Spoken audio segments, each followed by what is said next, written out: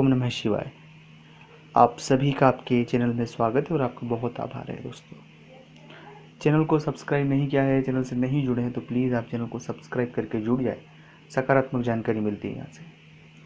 कौन साथ देगा हमारे ख़राब वक्त में, और या तो अभी आपका ख़राब वक्त चल रहा है तो हमें रियल में कहाँ मदद मिलेगी। दूसरा है कि अगर अभी सब कुछ सामान्य है और कभी भगवान ना करे कभी ऐसा, लेकिन कभी बुरा वक्त आता है तो कौन साथ देगा।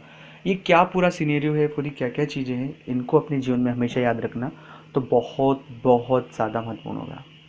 सबसे पहली और मुख्य बात है कि ताली जो है दो हाथ से बजती है। ये बहुत सामान्य बात है, आपने हर व्यक्ति से सुनी है, लेकिन ये बहुत फैक्टों की बात है। आप बहुत सारे रिश्ते कैजुअली रखते हैं, बहुत सारे रखते हैं, लेकिन उसमें खास जो रिश्ते हैं वो एक भी नहीं रखते हैं।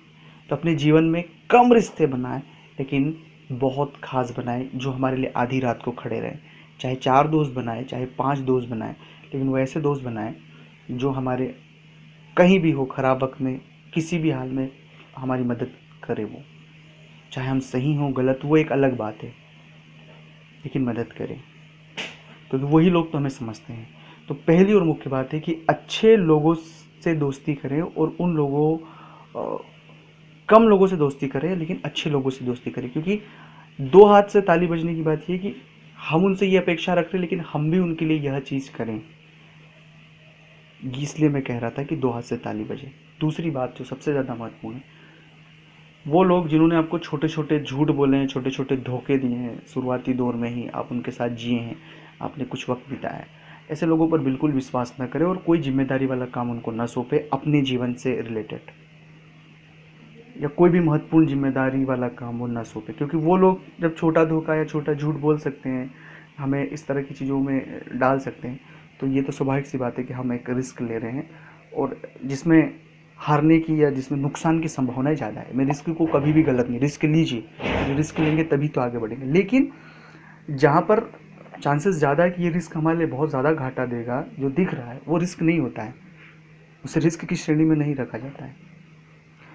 तो ये बात हमेशा याद रखना वो हमें। और तीसरी बात, ज़्यादातर लोगों का जो बुरा वक्त है ना, वो उसमें दूसरों की वजह से ही बुरा वक्त है। उनका निजी कारण तो बहुत कम होंगे, लेकिन मैंने बहुत से लोगों से जिनसे मेरी बातें होती हैं, जिनसे मैं चीज़ें समझता हूँ, उसमें ये एक बहुत बड़ा चीज़ है कि दूसरों के दुख में या दूसरों की परेशानी से या दूसरों के किसी भी व्यक्ति के द्वारा हमने उनकी मदद किया है, हम जो भी चीज़ हमने किया और हम उसमें फंस गए।